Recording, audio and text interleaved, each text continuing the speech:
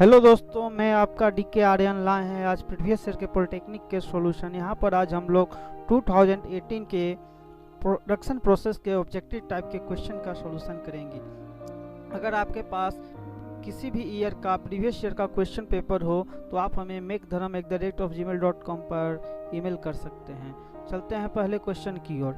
A knee is the part of, नी किसका part होता है? यहाँ पर देखते हैं कि नी जो है मिलिंग मशीन का पार्ट होता है, यानी कि यहाँ पर नी किसका पार्ट होता है? मिलिंग मशीन का, यानी कि सी आंसर सही होगा। यहाँ पर हम लोग अर्बर जो होल्डिंग करता है कटिंग टूल्स का और सैडल, ये सब हमें अपने दिमाग में रख लेना है, जो आगे के एग्जाम में भी पूछे जा सकते हैं। नेक्स्ट क्वेश्चन देखते हैं कि the arbor of a milling machine is use to hold the, जो अर्बर है वो किसके लिए यूज होता है? यहाँ पर देखिए अर्बर होता है, ये किसके लिए यूज होता है?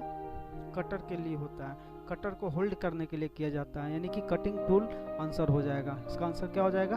कटिंग टूल, सी यानी आंसर हो जाएगा। नेक्स्ट क्वेश्चन चलते हैं। The types of the tool used on a lathe machine is, तो कौन सा types of tool lathe machine के लिए यूज किया जाता है? तो single point cutting tool machine का यूज होता है, single point cutting tool machine का यूज होता है लेथ मशीन में। नेक्स्ट क्वेश्चन की ओर चलते हैं। The bottom surface of the tool shank is called, जो सैंक का जो टूल सैंक है, ये सैंक होता है टूल का, इसको कहते हैं, इसका बॉटम सरफेस को क्या कहा जाता है? बेस के नाम से जानते हैं। तो इसका आंसर क्या हो जाएगा? बी आंसर हो जाएगा। नेक्स्ट क्वेश्चन देखते हैं। The surface on which the chips slides and separate from the workpiece, separate from the workpiece, वो सरफेस कौन सा है जिसमें चिप स्लाइड करता है और सेपरेट करता है? यानी कि इस सरफेस की बात किया जा रहा है। यहाँ पर चिप स्लाइड भी करता है और सेपरेट होता है, यानी इसे क्या कहते हैं? फेस कहा जाता है। इसे क्या कहते हैं? फेस, यानी कि सी आंसर हमारा राइट हो जाएगा। Nose radius of cutting tool of lathe machine is, जो नोज रेडियस है कटिंग टूल का वो कितने के बराबर होते हैं? द नोज रेडियस होते हैं, ये देखिए end cutting edge and side cutting edge, ये नोज रेडियस बनाते हैं, ये नोज रेडियस बनाते हैं। तो ये कितने मिलीमीटर का रेडियस होता है? 0.6 to 1.5 मिलीमीटर। और प्रिसिशियस टूल के लिए ये माइक्रोन के लिए भी चले जाते हैं। तो इसका आंसर क्या हो जाएगा? नन ऑफ दीज हो जाएगा, क्योंकि 2 to 4 मिलीमीटर मिनिमम दिया है, यहाँ पर 1.5 से कम ही लेना है, इस चलते नन ऑफ दीज आंसर हो जाएगा। नेक्स्ट क्वेश्चन देखते हैं। The angle between the end cutting edge and normal to the tool shank is called, देखिए इंड कटिंग एज, हाँ देखिए यहाँ पर the end cutting edge A हमारा है और इसका नॉर्मल ए है, तो इससे कौन सा एंगल बना है? इंड कटिंग एज एंगल बनाएगा। तो इसका आंसर क्या हो जाएगा? सी हमारा सही आंसर हो जाएगा। यहाँ देखते हैं। The size and other details of the drill are engaged, तो size and other details drill का नेक पर ही लिखा जाता है कि 10 मिलीमीटर डायमीटर का ड्रिल है या कौन सा साइज का है। यहाँ पर हम लोग कंपनी लिख देते हैं, तो इस सैंक है होल्डिंग करने के पार्ट है, तो इसका राइट आंसर क्या हो जाएगा? सी आंसर हो जाएगा। नेक्स्ट क्वेश्चन है। Depth of cut in drill is, जो depth of the cut drill होता है, यानी कि डेप्थ ऑफ कट होता है, इसका मतलब होता है metal that removed during machining, during machining में कितना लेंथ, मतलब कि ये ड्रिल हुआ है, कितना अंदर तक ड्रिल किए हैं इस मेटल में, उसी को कहते हैं डेप्थ ऑफ कट। ये किसके बराबर होते हैं? d/2 के बराबर होते हैं, d जहाँ डायमीटर है। इसका आंसर क्या हो जाएगा? बी हो जाएगा। The depth of the cut equal to the half of the diameter of the drill used. Next question देखते हैं।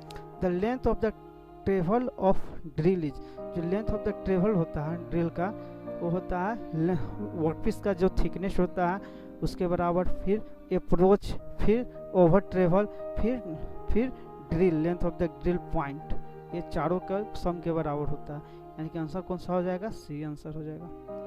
The saddle move in milling machine, जो सैडल होता है मिलिंग मशीन का, ये सैडल है आपका मिलिंग, ये मूव क्या करता है? इस डायरेक्शन में मूव करता है, यानी कि वाई डायरेक्शन। इसका आंसर हो जाएगा, यानी कि डी आंसर हो जाएगा मेरा। The preparatory code CNC lathe machine is, preparatory code किसे कहते हैं? ये प्री पेरेक्टरी कोड जो होता है जी को कहते हैं, जी से हम सूचित करते हैं, जिसे जी कोड भी कहते हैं, प्री पेरेक्टरी कोड भी कहा जाता है। एक्टिविटी कोड है CNC मशीन का, इसका आंसर क्या हो जाएगा? सी, यानी कि preparatory function are the G code that identify the types of activity the machining will be execute, यानी कि जी यहाँ पर हमारे एग्जाम में एक तो आते हैं एम कोड भी आते हैं, जो मिसलेनियस फंक्शन के लिए यूज होता है, जैसे कि स्टार्ट करने के लिए, स्टॉप करने के लिए एम कोड का यूज किया जाता है। नेक्स्ट क्वेश्चन देखते हैं। G code in CNC lathe machine is also code. G जो कोड है वो CNC को साइकिल कोड भी कहा जाता है, जी कोड को भी लेथ मशीन के द्वारा। जैसे हमारे पास ये जो जी कोड लिखा हुआ काफ़ी इंपॉर्टेंट जी कोड है, वो याद हमें रखना चाहिए। नेक्स्ट क्वेश्चन देखते हैं। Form milling is the operation of the producing. जो फॉर्म मिलिंग है वो कैसा कंटूर प्रोड्यूस करता है? इरेगुलर शेप का कंटूर प्रोड्यूस करता है। ये देखिए इरेगुलर शेप का कंटूर प्रोड्यूस करता है। देखिए the form milling is the operation of production of irregular contour by using the form cutter. Machining, convex and concave surface and gear cutting are some example of form milling. Form milling से convex concave surface भी बनाया जा सकता है, gear cutting भी किया जा सकता है फॉर्म मिलिंग से। नेक्स्ट क्वेश्चन देखते हैं। कन्वेक्स कनकेव कन्वेक्स या another shape is produced by. तो एक किसके द्वारा हो जाती है? फॉर्म मिलिंग के द्वारा हम लोग प्रोड्यूस कर सकते हैं। नेक्स्ट क्वेश्चन है। The hard particle used in grinding wheel is known as. The hard particle जो ग्राइंडिंग में यूज होता है उसे क्या कहते हैं? एब्रेसिव भी कहते हैं। एब्रेसिव हमारे पास ये सारे एब्रेसिव का नाम लिखा हुआ है। Aluminium oxide, silicon carbide, ceramic, diamond, cubic boron nitride. Next question देखते हैं। In the grinding the metal usually removal from the work piece. जो मेटल रिमूवल रेट होता है ग्राइंडिंग का, ये होता है 0.25 मिलीमीटर टू 0.5 मिलीमीटर होता है। सरफेस फिनिशिंग की बात करेंगे ग्राइंडिंग में तो 25 माइक्रोन से 50 माइक्रोन तक भी हो जाता है सरफेस फिनिशिंग। इसमें हाई एनर्जी डिसिपेशन होता है, यानी कि स्पेसिफिक एनर्जी बहुत हाई होती है इसकी। Twist drill is generally made of. Twist drill जो होता है ये किसके द्वारा मेड? ये हाई स्पीड स्टील का बनाया हुआ होता है ट्विस्ट ड्रिल। जो ड्रिलिंग को ही ट्विस्ट ड्रिल कहा जाता है, जो ड्रिलिंग के लिए बिट यूज होता है उसे ट्विस्ट ड्रिल कहते हैं। हाई स्पीड स्टील का बना होता है। ये देखिए question. The helical grooves which is extended to the full length of the drill is called. जो हेलिकल ग्रूव्स है, जो हेलिकल ये जो ग्रूव्स है ये पूरा बॉडी में एक्सटेंड है, उसे क्या कहते हैं? फ्लूक्स के नाम से जानते हैं। इसका आंसर क्या हो जाएगा? डी हो जाएगा। Hard grade grinding wheel are represented by the letter. तो हार्ड ग्रेड ग्राइंडिंग है वो Q और Q2Z रिप्रेजेंट किया जाता है। यदि हार्ड जैसे ये सॉफ्ट को रिप्रेजेंट करता है और जेड हार्ड के, जैसे जैसे ये टू जेड जाएंगे तो हार्ड को रिप्रेजेंट किया जाएगा। यहाँ पर देखिए ग्राइंडिंग व्हील में का स्पेसिफिकेशन दिया गया है। ये काफ़ी इंपॉर्टेंट आपका, ये भी इंपॉर्टेंट आपका है। ये बॉन्ड कौन सा है? Resin bond, metal bond, verified bond, काफ़ी इंपॉर्टेंट है। तो आप इन तीनों पर तो ध्यान देना ही है। ग्रेड साइज भी आते रहते हैं, ये 4 पर ध्यान देना है। ये तो कंपनी का स्टैंडर्ड वाला है, इस पर कम ध्यान देना है, इस पर ज़्यादा ध्यान देना है। सबसे बड़ा एब्रेसिव टाइप है, ग्रेड है, सब ध्यान देकर आप देख लीजिएगा। Thank you very much for watching.